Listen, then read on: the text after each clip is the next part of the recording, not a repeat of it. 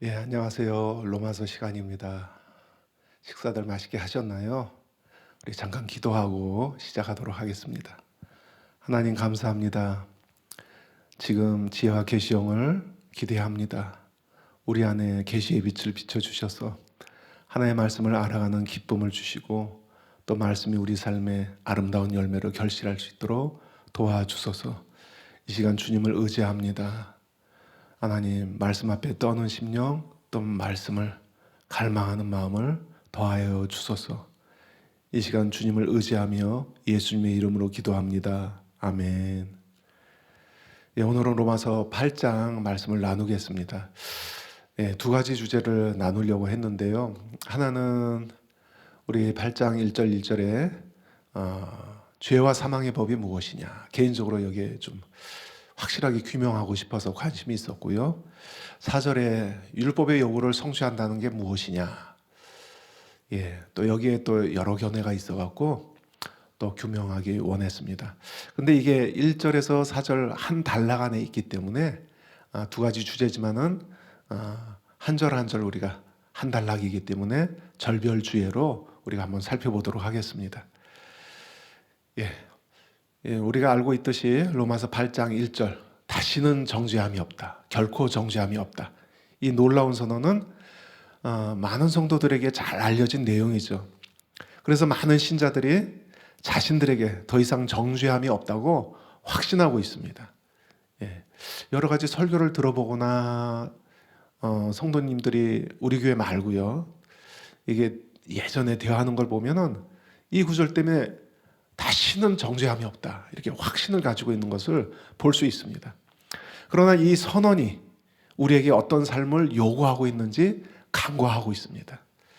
그 이유는 이 선언을 문맥과 상관없이 이해하기 때문입니다. 근데 이 구절에 꽂히니까 다시 정죄함이 없어, 그리고 문맥은 무시하는 거예요. 그러나 1절은 4절까지 연결해야 그 의미를 제대로 파악할 수 있습니다. 그리고 4절은 5절 이하에서 계속 설명되고 있습니다. 따라서 우리는 1절의 선언을 제대로 이해하기 위해서 이렇게 문맥 안에서 연결해서 이해를 할 필요가 있습니다. 먼저 우리가 문맥 안에서 오늘 구절들을 한번 살펴보도록 하겠습니다. 지난 시간 우리가 나누었죠. 7장 5절과 6절이 각각 하이퍼 텍스트 역할을 한다는 것. 7장 5절은 7장 전체 내용을 압축해서 표현한 거고, 그리고 7장 6절은 8장의 내용을 압축해서 표현한다는 걸 나누었습니다. 그래서 7장 5절의 주제는 7절에서 25절 전체, 육신에 속해 있는 상태, 죄의 세력의 지배를 받는 실존으로서 1인칭 대명사 나를 통해서 묘사되었죠. 여기서 나는 뭐예요? 죄의 지배를, 압제를 받고 있는, 그래서 오라 공고한 자로다, 비참한 상태에 있는 그래서 율법을 지킬 수 없는, 마음으로는 원하는데 실제로는 지킬 수 없는 그 나를 나누었고요. 그리고 바울은 7장 6절에서 우리가 영의 새로운 것으로 섬길 것이요는 이 8장에서 풀어서 더 상세하게 다룹니다. 영의 새로운 것은 바로 성령의 능력으로 이제는 해방이 되어서 순종할 수 있는 삶이 가능해졌다라는 것을 설명하고 있죠. 따라서 8장은 이 7장의 비참한 상태와 대조적인 내용이 선언되고 있는 것입니다. 예. 그래서 우리 오늘 다룰 내용은 바로 8장 이 초반절을 시작하는 위치에 있죠. 예, 이제 이런 전체적인 문맥 그림 안에 오늘 다룰 8장 1절 4절이 위치해 있다는 것을 알고 들어가는 것이 중요하겠죠. 그럼 우리가 이제 한 절씩 우리가 주의를 하도록 하겠습니다. 로마서 8장 1절 우리가 같이 한번 읽어볼게요. 여러분 옆에 성경 펴놓으셨죠? 그리고 여기 화면에 또 자막이 뜹니다. 같이 한번 읽어보겠습니다. 시작. 그러므로 이제 그리스도 예수 안에 있는 자에게는 결코 정죄함이 없나니. 예. 자, 여러분 여기서 이제라는 표현을 보세요. 이제. 예. 자, 이제는 문맥 가운데 무엇을 의도한 것인가? 이 질문에 어떻게 대답하시겠습니까? 자, 1절이 이제라고 시작하는데 이게 뭘 상정하는 것일까요? 이제는 앞에 7장에서 묘사된 1인칭 대명사 나의 상태와 차별성을 부각시키는 표현입니다. 그래서 이제라는 표현은 그리스도 예수 안에 있는 자들과 연관성을 1절에서 갖고 있는데, 이것은 7장에 나는 죄의 종로로 닫은 과거와 연관이 됩니다. 대조가 되는 거죠. 따라서 이 표현은 7장의 나의 상태와 반대의 특성을 보여주는 거예요. 이 점은 7장과 8장을 각각 요약하고 있는 7장 5절과 6절에도 잘 드러나고 있습니다. 이제로 시작하는 이런 대조. 자, 그럼 7장 5절 6절을 볼까요? 5절은 죄에 매여 있는 상태, 그리고 6절은 8장에서 설명하는 성령으로 해방된 상태를 압축 요약한 거라고 설명했죠. 근데 여기서도 이제는이 등장합니다. 자, 5절, 우리가 육신에 있을 때에는 율법으로 말미암는 죄의 종욕이 우리 지체 중에 역사하여 우리로 사망을 위하여 열매를 맺게 하였더니 하고, 6절이 어떻게 시작하여? 이제는,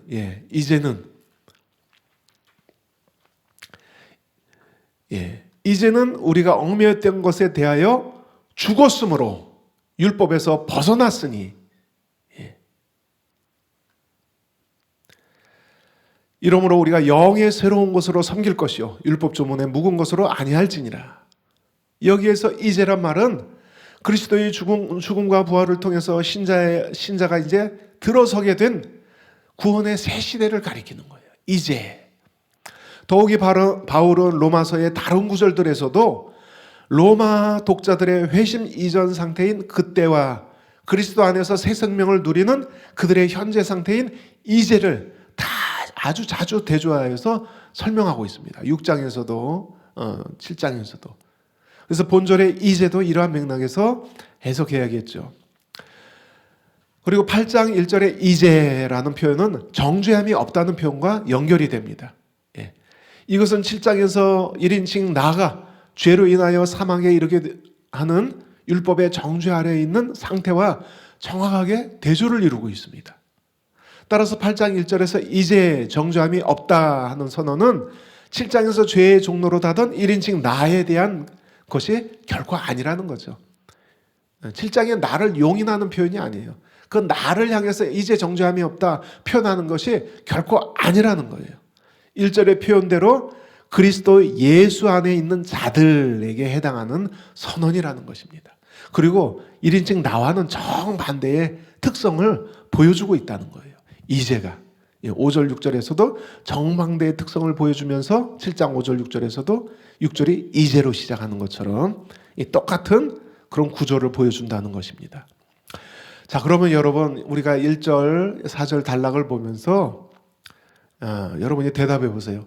그리스도 예수 안에 있는 자에게 결코 정죄함이 없는 이유는 무엇이라고 설명되는가? 이 단락에서 이제 그리스도 예수 안에 있는 자에게 정죄함이 없다 했는데 뭘 근거로 그렇게 말하고 있어요? 어떻게 말하고 있어요? 왜 정죄함이 없대요? 여러분이 성경 보세요. 왜 정죄함이 없대요? 그게 몇 절에서 설명되는 거죠? 2절에서. 그럼 2절 한번 우리 읽어볼까요? 자, 이는 그리스도 예수 안에 있는 생명의 성령의 법이 죄와 사망의 법에서 너를 해방하였음이라. 자, 2절은 어떤 접속사로 시작합니까? 보세요. 그리고 그 접속사의 의미가 무엇입니까? 개역개정은 이는이라고 번역했는데 2절은 헬라어 가르, 우리가 너무 잘 알죠. 유명해져서 왜냐하면이라는 접속사로 시작되는 거예요. 이 뜻이 뭐예요? 왜냐하면은 1절의 이유를 2절에서 설명하고 있다는 거예요. 결코 정죄함이 없다. 왜 그러냐를 2절부터 지금 설명하고 있다는 것입니다. 그래서 2절이 중요성을 갖고 있습니다. 그 설명이기 때문에 바울은 이제 정죄함이 없는 이유를 생명의 성령의 법이 죄와 사망의 법에서 너를 해방하였음이라, 이 때문이라고 설명합니다. 자, 이런 해방은 7장에서 죄의 세력의 지배로 인해서 오라 나는 비참한 자로다라는 탄식과 절망에 갇혀있는 상태에서 해방을 말하는 거예요. 자, 이해가 되시죠, 여러분? 자, 그러면서 우리가 질문을 하나하나 풀어 가겠습니다. 여러분, 그냥 하면 또 재미없으니까 저는 어떤 가정을 하고 이제 풀어가는 걸 좋아하는데, 종종 영화에 보면은 이 미로에 갇힌 영화가 나오죠. 그래서 미로에 갇혔는데 어떤 문제, 힌트가 주어져요. 그래서 그걸 풀면은 이 출구가 열려서 살고, 풀지 못하면 죽어요. 이런 류의 영화들이 몇 편 있는 것 같아요. 우리가 똑같은 상황에 놓여 있다고 생각해 보길 바랍니다. 우리가 이제 미로 안에 갇혀 있어요. 예. 근데 문제를 풀어야 돼요. 문제를 풀어야 구원을 얻습니다. 이게 우리 바로 인생의 여정이에요. 영화 같은 얘기지만은 우리 인생이 이 죄악된 세상의 미로 안에 갇혀 있는 거예요. 근데 문제는 뭐예요? 힌트는 바로 말씀입니다. 말씀을 제대로 해석해야 우리가 살 길, 활로 출구가 열리는 거예요. 자, 그런 상황을 생각하면서 우리가 문제를 하나하나 풀어가겠습니다. 왜냐하면 올바른 진리를 바로 해석하고 깨달아야 우리가 살 수 있기 때문에. 자, 그런 흥미를 가지고 또 이런 힌트를 또 질문을 살펴보도록 하겠습니다. 그래서 1절에 정죄함이 없다는 것을 2절에서 성령의 생명의 법이 죄와 사망의 법에서 해방하기 때문이라고 설명했는데, 그렇다면 생명의 성령의 법과 죄와 사망의 법은 무슨 의미일까? 자, 이 질문이 미로 안에서 주어졌어요. 그럼 우리가 하나하나 풀어가야겠죠. 먼저 죄와 사망의 법이 뭘까? 저도 이거 개인적으로 궁금했는데 대충은 알고 있었는데 이번에 이제 살펴보면서 더 확실히 알게 됐습니다. 그래서 자, 죄와 사망의 법. 8장 초반부는 7장의 논의와 연결되어 있죠. 7장을 배경으로 하죠. 7장의 비참한 1인칭, 나의 상태에 대한 해법으로 8장이 제시되기 때문에 이 죄와 사망의 법도 7장의 배경에서 살펴봐야 됩니다. 7장에 힌트가 있는 거예요. 자, 7장 후반부 21절, 25절 단락에서 바로 죄의 법, 똑같은 표현이 등장을 해요. 죄의 법. 이 죄의 법이 사망의 몸과 함께 연결돼서 등장합니다.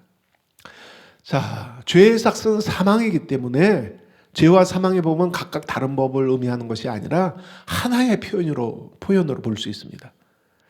그런데 학자들에 따라서 이 죄의 법을 율법으로 보는 견해가 있습니다. 이 죄의 법이 뭐냐? 율법이다. 왜냐하면 헬라어 원어로 보면은 율법 노모스나 죄의 법 할 때 이 법 노모스 같은 단어예요. 다 노모스. 그렇기 때문에 똑같은 율법이네 하면서 율법으로 보는 거예요.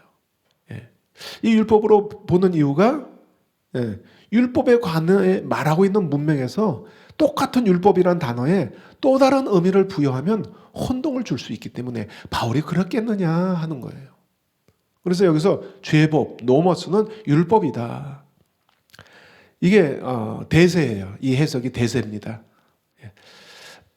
또 이렇게 보는 근거는 뭐냐면은 죄의 법을 율법으로 보는 근거는 우리 7장에서 설명됐죠. 율법이 죄를 드러내고 깨닫게 해주기 때문이고, 율법을 통해 죄가 역사하기 때문입니다. 죄가 뭐를 통해 역사한다고요? 율법을 통해. 그래서 죄의 법이라는 거죠. 그리고 율법이 이 죄를 통해 1인칭 나에게 사망을 선고하기 때문입니다. 그래서 또 사망의 법이 되는 거고. 자, 이러한 7장의 연결성 때문에 율법을 죄와 사망과 연결시켜서 죄와 사망의 법의 정체로 보기도 합니다. 그러나 이 견해에는 중대한 결함이 있습니다. 왜냐하면 이 견해의 해석상 가장 큰 난점은 뭐냐면 바울이 23절 초반절에서 이 법을 율법과 다른 법이라고 소개하고 있어요. 내가 다른 법을 이렇게 표현하고 있어요. 헤테로스. 다른 그런 뜻을 갖고 있는 거예요. 그러니까 지금 논의하고 있는 이 율법과 다른 법에 대해서 설명하고 있다. 사도 바울이 이렇게 설명하고 있는 거예요. 7장 21절, 23절. 여러분 잘 살펴보세요. 읽을 때. 7장 21절, 23절 죄의 법을 진짜 율법으로 말하고 있는지 차별성을 갖고 있는 건지 자, 유심히 보면서 우리가 읽어보겠습니다. 21절. 그러므로 내가 한 법을 깨달아 놓니. 이게 법, 노모스. 곧 근데 한 법을 깨달았대요. 곧 선을 행하기 원하는 나에게 악이 함께 있는 것이로다. 22절. 내 속사람으로는 하나님의 법을 즐거워하되. 여기서 하나님의 법, 하나님의 노모스는 뭐예요? 율법이에요. 모세 율법. 근데 23절에서 이거랑 다른 법을 얘기해요. 23절. 내 지체 속에서 한 다른 법이 헤테로스. 한 다른 법이 내 마음의 법과 싸워 내 지체 속에 있는 죄의 법으로 나를 사로잡는 것을 보는도다. 계속 이걸 보세요. 구절을.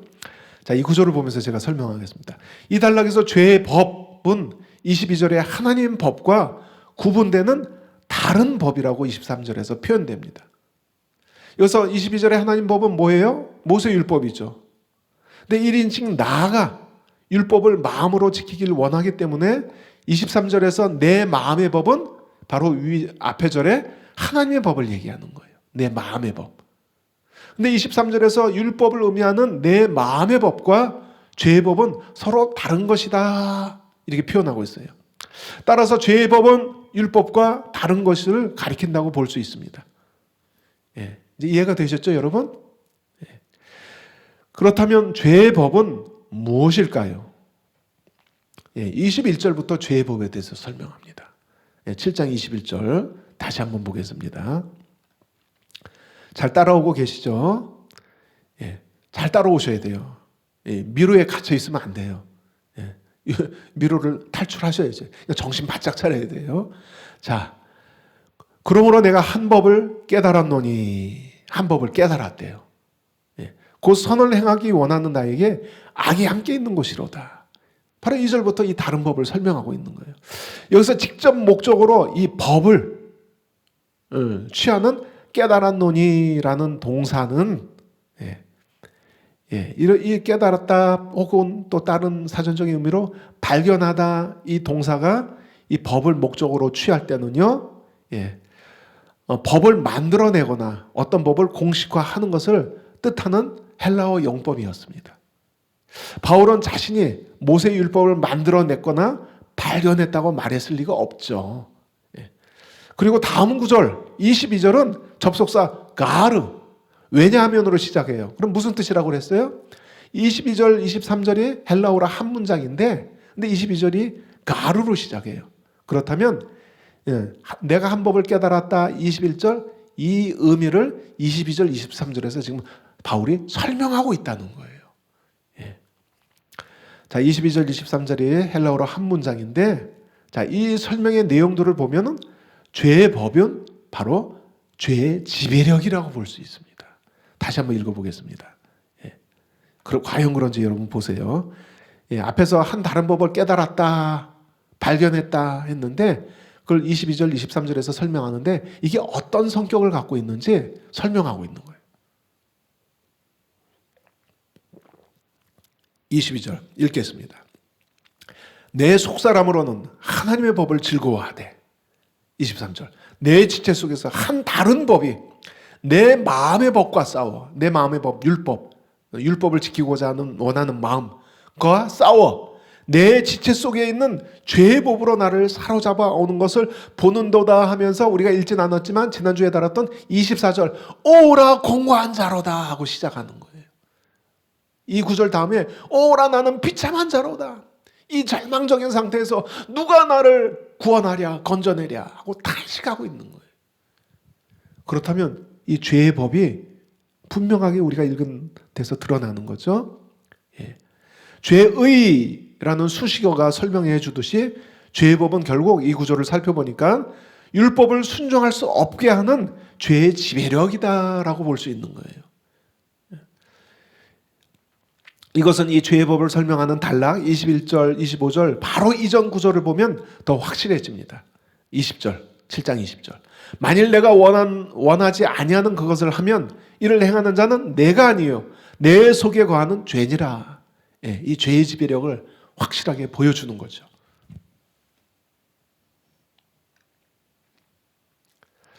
그러므로 우리는 8장 2절에 등장하는 표현 죄와 사망의 법이 죄가 그 지배력을 통해서 결국 사망에 이르게 하는 권세를 나타내는 것으로 볼 수 있습니다.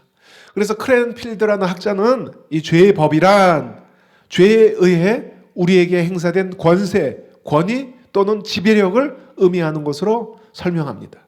그리고 톰 홀랜드에 의하면은 이 톰 홀랜드라는 학자에 의하면 7장에서 확인했듯이 죄와 사망의 법은 사탄이 아담 안에 있는 모든 자들을 지배하는 원리다라고 표현합니다. 표현은 다 다르지만 같은 본질을 얘기하고 있는 거죠. 이게 죄와 사망의 법의 실체라는 거예요. 그 다음에 두 번째 생명의 성령의 법이 무엇인가? 저도 과거에 이걸 율법으로 잘못 해석한 적이 있었어요. 근데 이제 우리 학장님이 지적을 해주셔서 깨닫게 됐습니다. 자, 이 생명의 성령의 법은 또 뭔가? 이 표현 또한 많은 학자들이 율법을 의미하는 것으로 해석합니다. 이 해석의 근거는 죄와 사망의 법이 율법을 의미한다고 주장하는 이유와 비슷합니다.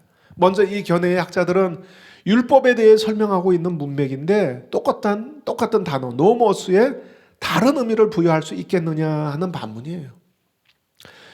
그리고 생명의 성령의라는 수식어와 관련해서 7장에서 율법에 대해 이 생명이라는 표현이 사용되었고 10절에서 또 성령과 연관성이 있는 영적이라는 표현 푸뉴마티코스, 성령은 푸뉴마죠. 푸뉴마티코스 영적이다 또는 성령과 관계된 이런 뜻을 14절에서 율법에 관해서 사용했다는 거예요.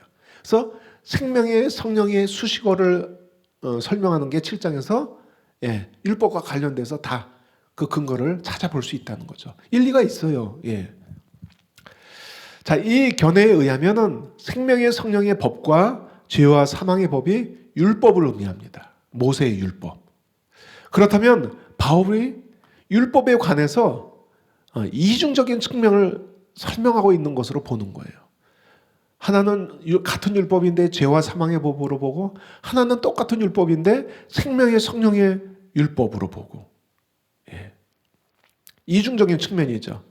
율법은 같은데 7장에서는 율법을 지킬 수 없기에 죄를 폭로하고 사망 선고를 내리는 그 기능을 하기 때문에 죄와 사망의 법이 되는 것이고 8장에서는 성령의 내주하심으로 이제 율법을 지킬 수 있게 되었기 때문에 생명의 성령의 법이 된다는 견해입니다. 이런 관점입니다. 그럴듯하죠. 참 일리가 있어 보입니다. 그러나 자, 이런 해석이 난점에 부딪히게 되는 것은 바로 다음 구절 3절에서 바울은 율법의 무능함을 강조하기 때문이에요. 3절에서 율법의 무능함을 강조합니다. 율법이 할 수 없는 그것. 3절에 율법이 하지 못했던 것을 강조하는데 2절에서 율법의 그 무능력하면서 믿는 자를 해방했다고 하면은 2절과 3절이 서로 충돌을 일으키는 거예요. 똑같은 율법이라면은 2절에서 율법이 죄와 사망의 법에서 해방했다 했는데 갑자기 다시 3절에 가서 율법으로 할 수 없는 율법의 무능함을 강조하고 있기 때문에 모순이 되죠. 그리고 로마서 전체 문맥에서도 적지 않게 바울은 이 모세의 율법을 영과 의와 생명의 반대편에 있는 것으로 묘사했습니다. 그러니까 서로 대조되는 거로 반대의 의미로 묘사를 했어요. 바울은 하나님의 의가 율법 외에 나타났다 3장에서 말했고요. 하나님의 약속은 오직 믿음으로 얻을 수 있지 율법으로 얻을 수 있는 것이 아니다 4장에서 얘기했고요. 믿는 자는 하나님을 위하여 열매를 맺기 위해 반드시 그리스도와 연합으로 남편의 법, 율법에서 벗어나야 한다 강조했습니다. 이처럼 율법은 이 구원과 생명과 또는 영과 이 반대되는 의미로 계속 쓰었어요. 근데 여기 와서 갑자기 어색하죠. 자, 무엇보다도 생명의 성령의 법과 반대로 사용된 죄와 사망의 법이 우리가 앞에서 무엇을 의미하는지 7장을 통해서 그 정체가 규명되었기 때문에 그 반지를 이루는 생명의 성령의 법도 그 의미가 더 분명해지는 거죠. 7장에서 우리가 죄와 사망의 법이 뭐라고 그랬어요? 헤테로스, 율법과 다른 법인데 바로 나를 사로잡아오는도다. 이게 뭐예요? 죄의 지배력이라고 그랬죠. 근데 이거로 반제된 성령의 생명의 법은 이 반대의 의미를 갖겠죠. 7장에서 1인칭 나 안에 거하는 죄의 지배를 설명한 것이지 모세율법이 아니었습니다. 마찬가지로 생명의 성령의 법 또한 성도 안에 거하시는 성령을 통한 지배력 혹은 권세, 원리 또는 성령을 통한 새로운 본성으로 보아야 할 것입니다. 그래야 이제 반제 의미가 잘 들어맞을 수 있겠죠. 그래서 7장에서 죄의 법은 죄가 우리 안에 거하는 것과 연관성이 있다면 반대로 이 생명의 성령의 법은 8장에서 성령께서 우리 안에 거하시는 것과 연관이 됩니다. 9절 11절에서. 자, 여기에서 바울은 양쪽에 동일한 동사를 썼어요. 거하다, 오이케오. 오이케오. 오이를 캔다는 말이 아니라 또 조시는 분이 있을까봐 오이를 캔다는 말이 아니라 거하다, 살다 그런 동사예요. 근데 바울이 똑같은 동사를 7장에서는 죄가 거하다. 누구 안에? 나 안에. 근데 8장에서는 그 거하는 주체가 바뀌어요. 누가 거하신다고요? 똑같은 동사를 써서 성령이 우리 안에 거하신다. 이건 율법을 의미하는 게 아니라 우리 안에 거하는 주체를 설명하는 거예요. 그래서 이게 앞에 거는 죄와 사망의 법, 후자는 성령의 생명의 법과 연결돼요. 이건 율법을 의미하는 게 아니라 우리 안에 거하시는 주체를 얘기하는 거예요. 앞에는 죄를 얘기하는 거고. 자, 그렇다고 해도 이 양쪽의 표현을 모두 율법으로 보는 견해의 입장에서 여전히 제기될 수 있는 정당한 의문이 있습니다. 자, 이렇게 설명해서 다 해소되는 게 아니라 한 가지 의문점이 남습니다. 그렇다면 바울은 왜 율법 계속 넘어서 율법을 설명하는 문맥에서 같은 단어에 다른 의미를 부여하여서 혼동이 될 수 있는 여지를 주는가? 왜 그랬는가? 자, 이것 때문에 많은 사람이 율법으로 넘어가는 거예요, 학자들이. 어느 학자는 내가 이 두 가지 해석이 다 일리가 있지만 율법으로 좀 더 기울어진다. 이렇게 설명하고 있어요. 왜? 이것 때문에. 율법을 설명하는 문맥에서 그 똑같은 단어에 다른 의미를 또 부여한다? 왜 그런 여지를 줬는가? 혼돈의 여지를 줬는가? 자, 이에 대해서 우리는 바울 자신이 전달하고자 하는 주제를 설명하기 위해서 언어 유희를 사용했다 볼 수 있습니다. 이게 그 대답이에요. 워드플레이, 언어 유희. 바울을 포함해서 성경 저자들은 효과적인 전달이나 논의를 위해서 종종 언어 유희를 사용합니다. 바울뿐만 아니라 신약의 저자들, 구약의 저자들이 언어 유희를 사용해요. 언어 유희란 건 뭐예요? 같은 단어 또는 단어는 다르지만 같은 발음이 나는 것. 그러니까 아재개그가 뭐예요? 같은 발음되는 것으로 하는 게 아재개그. 이것도 일종의 언어 유희예요. 아재개그도. 같은 단어, 같은 발음 또는 같은 알파벳으로 시작하는 단어 또는 유사 개념을 갖고 있는 것을 사용해서 효과적으로 그 주제를 전달하는 거예요. 성경 저자들이 이렇게 언어 유희를 사용합니다. 쉽게 얘기해서 저희 딸들에게 제가 이 두유를 마시라고 주는데 우리가 다 알고 있는 영어를 써서 질문을 하는 거예요. 무엇을 좋아하느냐 물을 때 뭐라고 질문하죠? Do you like? 질문하죠. 그래서 두유를 들고 제가 우리 딸한테 Do you like 두유? 이렇게 질문을 해요. 이게 언어 유희예요. 언어 유희. 두유를 들고 Do you like 두유? 성경 저자들이 이런 걸 쓴다는 거예요. 자, 이런 배경에서 바울은 율법을 설명하는 문맥에서 동일한 단어를 사용하여서 죄의 지배력과 이와 대조되는 성령의 능력을 설명하고 있는 것입니다. 율법을 설명하는 문맥에서 똑같이 율법을 써서 죄의 지배력이 어떤 것인지, 성령의 능력이 어떤 것인지 똑같은 단어를 써서 설명하는 거예요. 효과적으로 전달하는 거예요. 자, 이에 대해 프랭크 틸만은 다음과 같이 설명합니다. 여기에서 법이란 노모스란 용어에 다양한 의미를 가지고 바울은 언어 유희를 한다. 이 용어는 특정한 종족 집단을 다스리는 이를테면 하나님의 율법과 같은 법전의 의미가 있고, 그러니까 이 노모스란 단어가 한 나라의 법 그런 의미가 있다는 거예요. 근데 노모스가 이런 의미가 있는 것만 아니라 또 다른 의미를 설명합니다. 혹은 자연법과 같은 어떤 행동 원리를 가리킬 수도 있고, 또한 여자들의 관습에 따라라는 문서의 표현처럼 일련의 어떤 전형적인 특징을 가리키는 표현으로 이 노모스를 썼다는 거예요. 그러니까 당시 이 로마서 독자들이 들을 때 노모스 할 때 법만 떠올렸다는 게 아니에요.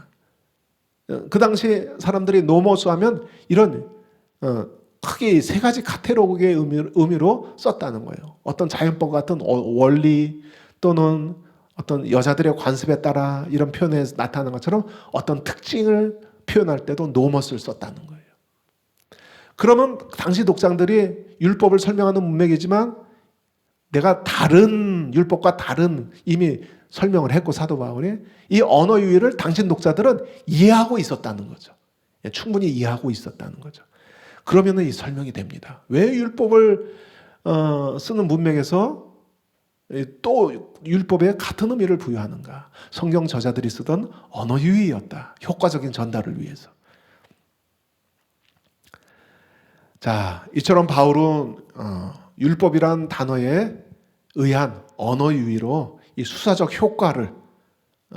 효과가 있는 반제, 성령의 법과 죄의 법, 반제를 만들어낸다고 볼 수 있습니다. 자, 우리가 살펴본 바에 따르면 생명의 성령의 법이 죄와 사망의 법에서 우리를 해방시키는 근거가 됩니다.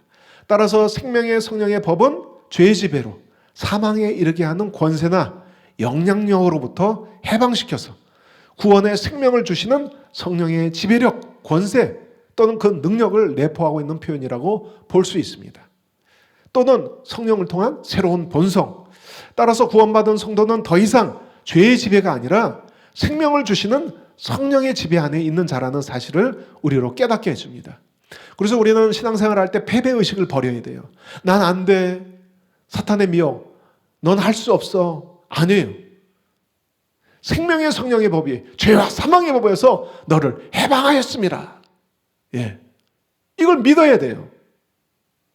이거는 법적 사실에 기초한 우리에게 실제적인 사실이에요. 이걸 믿어야 돼요. 넌 할 수 없어 하는 사탄의 미혹을 딱 잘라버리고 아멘 하고 이 말씀을 붙들고 다시 주먹 불 쥐고 시작하셔야 돼요. 낙심치 말고요. 그렇다면 이러한 내용에 대해 우리는 더 구체적으로 질문할 수 있습니다. 성령의 생명의 법이 죄의 사망의 법에서 해방했다는데 그러면 어떻게 해방시킬 수 있었는가? 뭘 근거로 해방시키는 것이지? 우리는 더 나아가서 질문을 할 수 있습니다. 이런 정당한 질문을 할 수 있어요. 다음 구절에서 이것을 설명합니다. 다음 구절에서 3절 3절. 자, 미로 안에서 출구들이 하나 둘씩 열리고 지금 나가고 있어요. 잘 따라오고 계시죠? 3절도 왜냐하면 가르 접속사로 시작하는데 무슨 뜻이에요? 2절을 설명하고 있는 거예요. 생명의 성령의 법이 죄와 사망의 법에서 너희를 해방하였음이라 했는데 어떻게 해방했다는 건지 그 근거를 3절에서 설명하는 거예요. 그럼 3절 읽어보겠습니다. 로마서 8장 3절. 가르로 시작한다고 그랬죠. 왜냐하면 시작. 율법이 육신으로 말미암아 연약하여 할 수 없는 그것을 하나님은 하시나니 곧 죄로 말미암아 자기 아들을 죄 있는 육신의 모양으로 보내시어 육신의 죄를 정죄하사 번역본에 따라 정하사, 정죄하사, 심판하사 2절에서 생명의 성령의 법은 이 3절에 의하면 그리스도의 십자가를 통해 성취되었다. 2절에서도 생명의 성령의 법이 그리스도의 속자를 상징하는 그리스도 예수 안에 있는 생명의 성령의 법으로 설명되었습니다. 그리스도 예수 안에 있는 생명의 성령의 법 2절에서 그리스도 예수 안에 있는 이게 뭐예요? 그리스도의 십자가를 통해 성취된 것을 통해서만 그런 뜻이죠. 3절은 이것을 더 상세하게 풀어서 설명하는 겁니다. 자, 3절에서 율법의 무력한 아디나토스라는 단어를 사용해요. 이 반대말은 디나토스, 명사형은 디나미스. 여기서 다이나마이트가 나왔어요. 뭐예요? 파워, 능력 있는 그런 뜻이에요. 근데 부정어 아를 붙였어요. 아디나토스. 이건 뭐예요? 무력한, 무기력한, 약한 그런 형용사입니다. 이걸 율법이랑 연결시켰어요. 율법은 무력하다 그거예요. 이것은 7장에서 바울이 누누이 설명했던 것처럼 율법 자체는 선하고 거룩하지만 그 율법이 죄를 이기게 하지 못하는 그 무력함을 의미한다는 거예요. 율법은 아무 능력이 없다. 율법 자체는 하나님이 주셨기 때문에 거룩하고 선하지만 우리를 죄에서 이기게 할 수 없다. 율법이. 그런 면에서 율법은 무능력하다. 육신의 죄가 거할 때는 율법은 오히려 죄를 자극하는 수단으로 전락해버렸다. 그런 설명입니다. 그래서 무력하다. 아디나토스. 그럼 여러분 잘 보세요. 3절 성경 펴놓으셨죠? 3절에서 율법이 무력한 이유가 무엇이라고 설명됩니까? 힌트가 있죠. 실마리가 있죠. 어떤 어구 찾아보세요. 3절에서 율법이 무기력한 이유가 뭐예요? 무력한 이유가 뭐예요? 뭐 때문에 율법이 무력해요? 찾으셨나요? 맞습니다. 육신으로 말미암아. 여기서 육신은 죄가 지배하는 상태를 전제로 한 표현입니다. 이런 상태에서는 율법에 순종할 수도 없고 율법이 오히려 죄를 폭로하고 드러내는 그리고 사망을 선고하는 수단으로 전락하게 됩니다. 자, 이에 대한 하나님으로부터 온 반전의 역사, 역전의 역사는 뭐예요? 바로 아들을 육신의 모양으로 보내시는 거예요. 죄가 진 똑같은 육신의 모양으로 보내셔서 십자가에서 그 육신의 죄를 정죄하신 거예요. 심판하신 거예요. 예수님이 육신이 십자가에 달리실 때 인간의 안에 거하던 죄의 세력이 예수님을 통해서 심판을 받으신 거예요. 하나님이 예수님을 심판하셨어요. 십자가에서. 뭐예요? 우리를 대신해서 심판을 받으신 겁니다. 그게 뭐예요? 육신의 죄를 심판하신 행위라고 여기서 해설하고 있는 거예요. 죄의 세력을, 육신 안에 거하는 죄의 세력을 심판하신 것입니다. 이 3절의 동사 정죄하다, 카타크리노라는 동사는요, 형벌을 결정하다, 유죄 판결하다, 정죄하다 의미를 가지는데요. 1절에서는 동사형이 아니라 명사가 사용됐죠. 정죄. 다시 정죄함이 없나니랑 연결되는 표현이죠. 1절에서 정죄, 카타크리마라는 명사는 이 판결 자체가 아니고 판결 행위의 결과로서 영원한 벌, 지옥에 떨어지는 법을 의미하는 거예요. 그런 벌에서 우리를 구하셨다. 1절이 그것을 설명하는데 그 근거가 이 3절에서 설명되는 거예요. 예수님이 십자가에서 육신 안에 거하는 죄를 심판하셨기 때문에. 4절로 넘어가겠습니다. 4절 같이 읽을까요? 시작.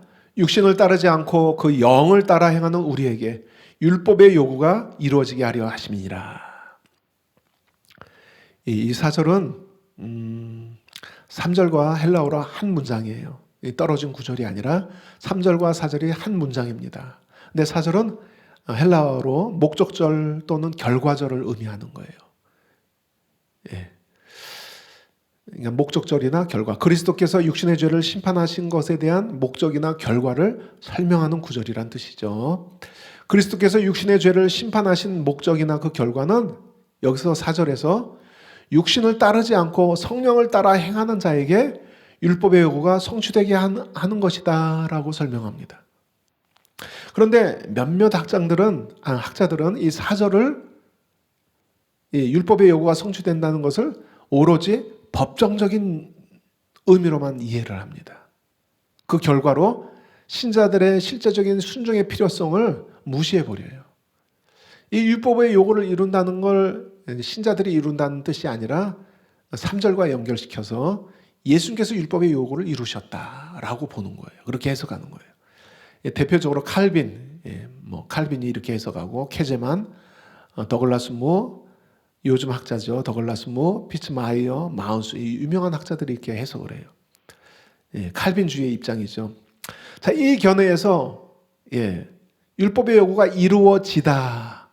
수동태죠. 수동태. 이루어지다. 이 수동태 동사 플레로테가 수동태이기 때문에 신자가 율법의 요구를 이룬다는 게 아니라 수동태이기 때문에 하나님의 행위를 나타난다는 사실에 이 견해에 있는 학자들은 주목하는 거예요. 성도들이 율법의 요구를 이룬다는 게 아니다. 그렇다면 능동태로 표현되겠죠. 율법의 요구를 이루게 하려 이루는 것이다. 근데 이루어지게 하신다는 거예요. 누가? 하나님이. 이 수동태 표현은 행위의 주체가 누구예요? 하나님을 의미하는 거예요. 이거는 분명한 사실입니다. 문법적인 사실이에요. 그래서 율법 요구를 어떻게 해석하냐면은 예수님이 하나님의 말씀에 율법에 철저히 순종해서 십자가에서 율법의 요구를 이루셨다. 그리고 성도들은 그 혜택을 보는 거다. 이렇게 해석하는 거예요. 이해가 되시죠? 자, 이런 입장에서 더글라스 무는 다음과 같이 주장합니다. 우리는 율법의 요구를 율법의 완전한 순종의 요구 또는 의의 요구라고 해석할 수 있을 것이다. 그리고 율법의 정당한 요구가 그리스도인에게 이루어지지만 그들이 스스로 순종의 행위를 함으로써 이루어지는 것이 아니라 그들이 그리스도와 여담함으로써 이루어진다는 것이다. 그리스도께서 율법의 요구를 성취하셨으며 자동적으로 그리스도 안에 있는 신자들도 율법을 성취하게 된다. 이렇게 해석하는 거예요. 물론 이루어지다라는 동사는 하나님께서 하신 행위를 나타내는 신적 수동태입니다. 그럼에도 불구하고 이것은 인간의 순종을 배제하는 것으로 본다면 바울이 지금 말하고 있는 중요한 논점을 놓쳐버리게 되는 거예요. 이게 법정적인 의미로만 해석하면은 사도 바울이 8장에서 말하고자 하는 의도를 놓치는 거예요. 다음과 같은 이유에서 이 견해는 반대에 부딪히게 됩니다. 첫째, 이 수동태 동사가 인간의 순종을 배제하거나 충돌을 일으키는 것이 아니라는 사실입니다. 이걸 혼동한 거예요, 그 사람들이. 자, 이에 대해 토마스 슈라이너가 잘 지적했습니다. 이 수동태, 플레로, 원형은 플레로예요. 이 수동태, 이루다라는 동사는 수동태니까 이루어지다라죠. 표현이죠. 이 동사는 하나님의 행위를 예상할 때조차도 그 주체가 하나님일 때조차도 인간의 행위를 배제하지 않는다. 그 이해가 에베소서 5장 18절, 빌립보서 1장 11절, 골로새서 1장 9절에서 얼마든지 찾아볼 수 있다는 거예요.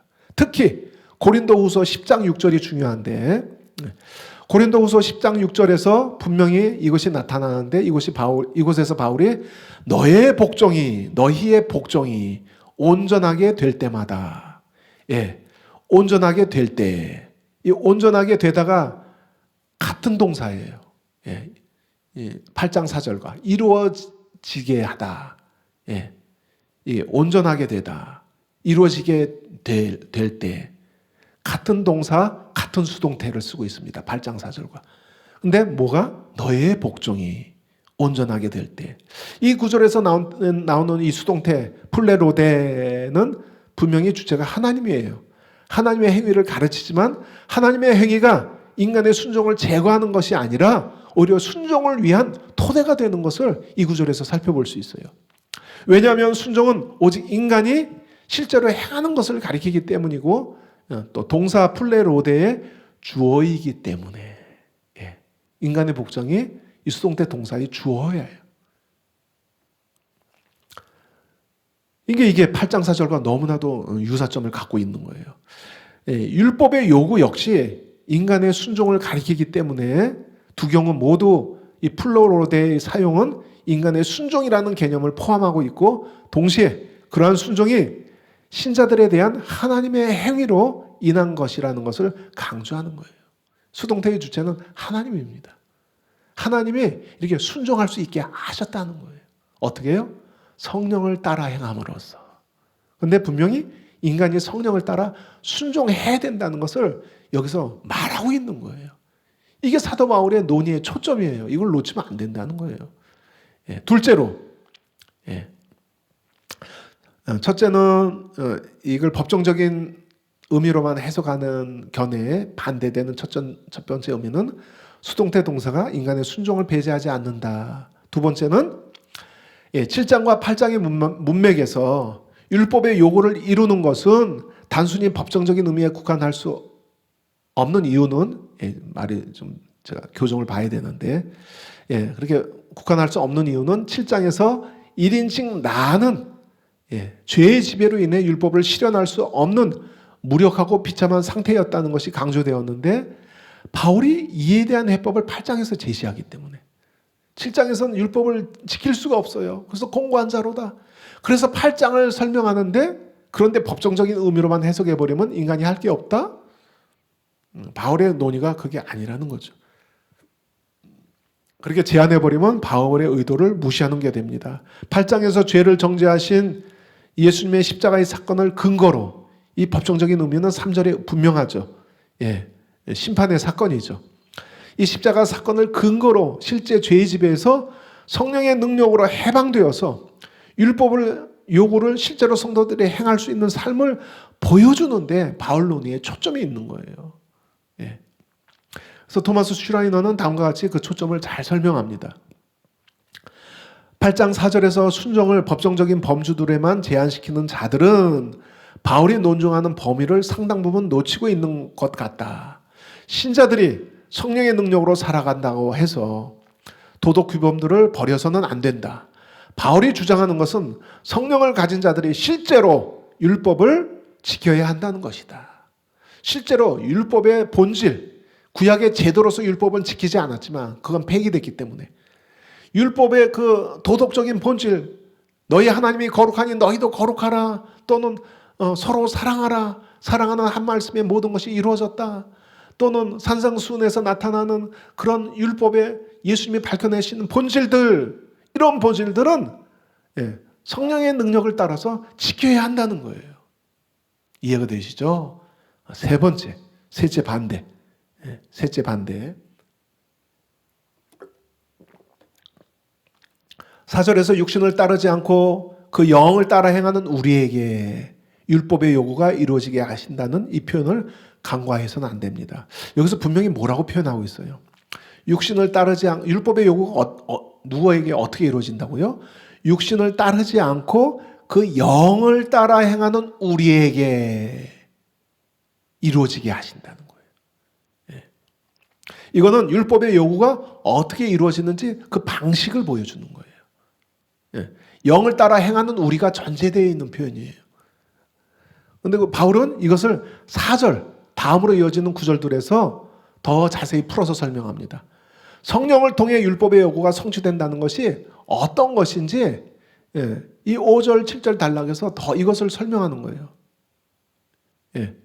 왜냐하면 5절이 뭐라고 시작돼요? 똑같은 접속사 왜냐하면으로 시작해요. 참 이게 한글 성경은 번역이 안 됐어요. 왜냐하면 한글 성경을 이 접속사를 다 번역해 버리면 한국어로는 너무 어색한 거예요. 그래서 한국어로는 번역되지 않는데, 근데 성경 번역을 위해서는 이런 접속사들이 너무 중요해요. 특히 서신서들에서는 그 논리의 흐름을 설명하고 있기 때문에. 자, 그래서 영어 번역본을 같이 보면 좋습니다. 영어 번역본. 영어 번역본은 똑같이 헬라어랑 서방 언어이기 때문에 웬만하면 접속사들을 거의 번역해 놨어요. 자, 5절이 어떻게 시작한다고요? 가르, 왜냐하면. 그래서 4절을 설명해요. 영을 따라 행하는 우리에게 율법의 요구가 이루어지게 한다는 것이 뭔지 그 실체를 설명하는 거예요. 자, 그렇다면 읽어보겠습니다. 5절, 7절 시작. 왜냐하면 육신을 따르는 자는 육신의 일을, 영을 따르는 자는 영의 일을 생각하나니. 6절도 왜냐하면으로 시작합니다. 육신의 생각은 사망이요 영의 생각은 생명과 평안이라. 7절도 왜냐하면 또는 그런 식으로 번역될 수 있는 접속사로 시작돼요. 육신의 생각은 하나님과 원수가 되나니 이는 하나님의 율법에 굴복하지 아니할 뿐만 아니라 할 수도 없습니다. 이게 설명이에요. 5절에서 접속사 왜냐하면으로 시작해서 4절에서 성령을 따라 행하는 성도에게 율법의 요구가 성취되는 것이 무엇인지 설명합니다. 5절에서 또 그 이유를 밝히고 7절까지 밝히는 거예요. 그런데 5절, 6절이 문장이 이 폐경 구조로 되어 있어요. 반제, 영과 육신에 따르는 것에 반제로 설명하고 있습니다. 한번 띄워주시죠, 그 표를. 5절 A, 5절 초반절, A-6절 초반절, 똑같이 육신을 따르는 것에 대해서 설명하고 있고, B와 B-5절 하반절과 6절 하반절은 영을 따르는 것에 대해서 설명하고 있어요. 이 반제를 설명하고 있습니다. 자, 바울은 육신을 따르는 자들과 성령을 따르는 자들의 반제를 통해서 육신을 따를 경우에는 하나님의 율법에 결코 굴복하지 않을 뿐만 아니라 할 수도 없다는 것을 강조하고 있어요. 7절에서 밝으면 이걸 7절에서 이걸 설명했죠. 예. 율법의 요구가 어떻게 성취되느냐 4절에서 그걸 설명하는 거예요. 너희가 육신에 따를 때는 이 율법의 요구를 결코 성취할 수 없다. 그래서 영을 따를 때에만 율법의 요구를 성취할 수 있다라는 것을 4절의 내용을 이 5절에서 7절에서 설명하는 거예요. 그렇다면은 이 문맥의 이런 구조와 연결성을 통해서 바울의 의도는 분명하죠. 4절의 표현, 성령을 따르는 자에게 율법의 요구가 이루어진다는 것은 그 이후의 설명에 따르면 성도가 실제적으로 성령을 따라 순종하는 것을 의미한다고 봐야 합니다. 단순히 법정적인 의미가 아니에요. 예. 보셨잖아요. 왜냐하면 하고 이제 5절 이하에서 7절까지 계속 설명하고 있는데 이건 성도의 실제적인 순종을 말하고 있는 거예요. 그래서 법정적인 의미를 보면은 바울의 초점을 놓치는 거예요. 그래서 이 칼빈주의자들이 이제 성도의 순종의 의미를 그냥 확 축소시켜 버렸다. 법정적인 의미로만. 예. 물론 그 중에서 더글라스 문은 성령 안에서 성도의 순종의 의미를 부인하지는 않습니다. 근데 법정적인 의미로 강조함으로써 그 의미를 축소시켜 버리죠. 자, 우리가 이제 결론에 도달했습니다.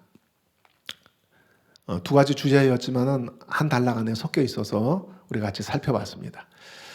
자, 7장에서 죄의 지배 아래에 있던 1인칭 나는 율법을 지키기 원하지만 그렇게 할 수 없는 비참한 무력한 상태였습니다.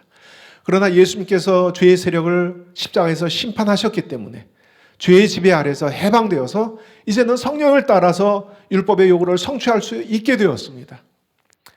이것은 3장 31절에서 바울이 믿음으로 율법을 파기하는 것이 아니라 도리어 굳게 세운다는 말의 진수를 여기서 설명해 준다고 볼 수 있어요. 로마서 3장 31절 읽겠습니다. 그런즉 우리가 믿음으로 말미암아 율법을 파기하느냐? 그럴 수 없느니라. 구원받는 믿음은 그런 게 아니다. 율법을 파기하느냐? 그럴 수 없느니라. 도리어 율법을 굳게 세우느니라. 이것은 당시 바울의 칭의복음을 율법 폐기론의 견해로 오해하는 자들을 향한 경고로 주어졌습니다. 근데 오늘날도 이 오해는 똑같아요. 똑같이 오해하는 자들이 있어요. 오늘날에도 이 바울의 칭의복음을 오해해서 하나님 말씀에 순종하는 삶이 결여되었는데도 믿음으로 구원받는다고 착각하는 자들을 향한 경고이기도 합니다. 바울의 경고처럼 믿음은 율법을 파기하는 것이 아닙니다. 도리어 성령을 통해 율법을 굳게 세우는 것입니다. 이게 바울이 말하는 믿음의 실체예요.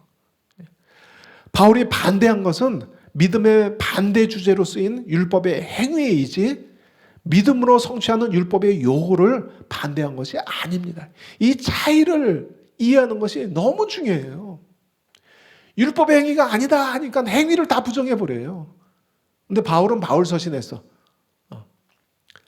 율법의 행위는 부정하는데 하나님 말씀에 순종하는 행위는 굉장히 강조합니다. 그리고 그것을 구원받는 믿음과 연결시켜버립니다. 그러니까 순종하는 행위 없이 구원받을 수 없다는 거예요. 행위 심판에서도 설명하잖아요. 그게 바로 율법의 요구를 성령을 따라 성취한다는 의미예요. 이것이 바울이 인정하는 구원받는 진정한 믿음입니다. 이러한 믿음이 칭의 구원을 얻는 진짜 믿음이라는 것이에요. 자, 우리가 미로를 다 탈출했습니다. 다 빠져나와서 힌트를 다 풀었어요. 이제 올바른 해석을 통해서 풀었어요. 서론에서 우리가 문제 제기한 것처럼 로마서 8장 1절의 선언으로 인해 많은 신자들이 순종하는 삶이 없는데도 자신들에게 더 이상 정죄함이 없다고 확신합니다. 위험한 확신이죠. 이렇게 오해한 이유는 이 선언을 문맥과 상관없이 문맥에서 분리해서 이해하기 때문입니다. 그러다 우리가 1절을 4절까지 연결해서 살펴본 결과, 문맥 안에서 살펴본 결과, 또 4절을 설명하는 5절, 7절까지 살펴본 결과는 의롭다 하심을 얻는 진정한 믿음은 율법을 파괴하는 것이 아니라 성령을 따라 순종함으로써 오히려 굳게 세운다는 것이라는 것을 우리가 확인하게 되었습니다. 본문은 이것을 말하고 있다는 것을 확인하게 되었습니다. 여러분, 보혜사 성령님은 거하다, 오이케요. 이제 우리 안에 거하시죠. 보혜사 성령님은 우리에게 새 본성을 주실 뿐만 아니라 우리의 연약함을 도우세요. 그래서 때때로 우리가 넘어질 때가 있어요. 이제 죄의 지배에서는 벗어났지만은, 죄에 노예된 상태에서는 벗어났지만은 이제 죄와 싸울 수 있는 자유가 주어졌어요. 근데 때때로 져요. 넘어질 때가 있어요. 그러나 여러분, 낙심하지 마세요. 포기하지 마세요. 그 연약함을 주님이 도우신다고 말씀하고 있어요. 히브리서에서도 대제사장 되신 예수님이 우리의 연약함을 긍휼히 여기시는 대제사장이라고 하고 있어요. 똑같이 육신을 입으시고 그 연약함을 경험하셨기 때문에 우리 육신이 얼마나 연약하다는 것을 잘 알고 계세요. 그래서 우리 안에 거하시는 성령님은 우리가 최종적인 구원을 얻을 때까지 이루도록 우리를 도우십니다. 성장할 수 있도록 도우세요. 또 지혜로 가르쳐 주세요. 우리가 그래서 포기하지 않고 낙심하지 않고 계속 성령님을 믿고 의지할 때 우리가 이기도록 도우시는 그 은혜를 힘입을 수 있습니다. 그래서 우리가 낙심하지 않고 믿음으로 뒤로 물러나 침륜에 빠질 것이 아니라 계속 도우시는 은혜를 의지하고 전진해야 됩니다. 낙심하면 누가 기뻐해요? 우리 안에 거하시는 성령님이 기뻐합니까? 뒤에서 그 어둠 속에 있는 그 무엇이 기뻐합니까? 우리는 성령님을 기쁘게 해드려야 돼. 낙심하고 실패했을지라도 넘어졌을지라도 주먹을 불끈 쥐고 다시 일어나야 돼요. 생명의 성령의 법이 너를 해방하였습니다. 이걸 믿고 믿음으로 일어나야 돼요. 그리고 이제 육체의 소욕이 아니라 성령을 따라 행하는 그런 결단을 계속 함으로써 성령을 의지하도록 해야 됩니다. 자, 우리에게 자유가 주어졌습니다. 이제 죄에 노예될 때는 싸울 수가 없어요. 그 의지가 없어요. 그냥 노예 상태예요. 공고한 자로다. 그러나 우리가 연약하여도 이제는 자유인이에요. 이 자유인을 성령의 능력 안에서 점점 강하게 또 성장해 감으로써 누리는 저와 여러분이 되길 바랍니다. 자, 기도하시겠습니다. 하나님, 감사합니다. 우리가 연약하여 할 수 없는 그것을 예수님을 통해서 하셨습니다. 우리 안에 이루게 하셨습니다. 하나님, 이 큰 은혜를 우리가 붙잡습니다. 우리 연약함을 긍휼히 여기시는, 그래서 아들을 십자가에 내주실 수밖에 없었던, 그래서 보혜사 성령님을 보내셔야만 했던 그 신사랑을 우리가 믿음으로 붙잡습니다. 끝까지 이기는 자가 될 수 있도록 도우시는 성령님을 더욱 의지합니다. 우리에게 주신 이 자유를 더욱 누리기를 결단합니다. 감사드리며 예수님의 이름으로 기도합니다. 아멘. 수업을 마쳤습니다.